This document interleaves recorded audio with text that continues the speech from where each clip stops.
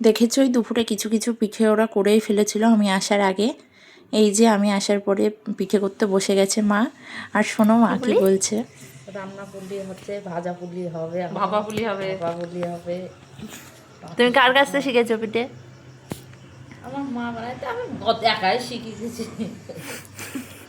সবাই এক জায়গায় থাকলে বুঝতেই পারছো আনন্দ একটু হয়। মাও খুশি হয়েছে আমরা যেহেতু একসাথে আছি সবাই আমার শাশুড়ি এসছি। এই যে এদিকে হচ্ছে পুলি হচ্ছে, এটা কি দিয়ে করছে? খেয়েছো? করে খাইছে?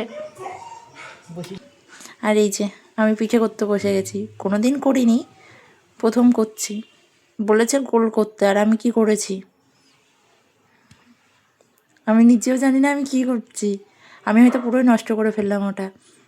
এই যে দিদি করেছে, দিদি বলছে আমি করেছি দেখো, আর বোন করেছে করেছে, আর আমি গোল করেছি। আর এটা কি গোল?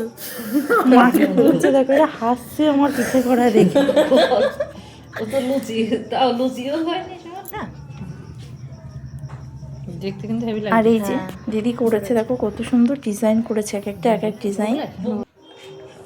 র্যাম্বো তো আমার পাশে শুয়ে আছে। মোটা করে এরকম করে করি। আর এই যে এদিকে নারকেল দিয়েও হচ্ছে। ও মোর কাছে এই যে এটা হচ্ছে ভাপা পুলি হচ্ছে। ভাপা পিঠে।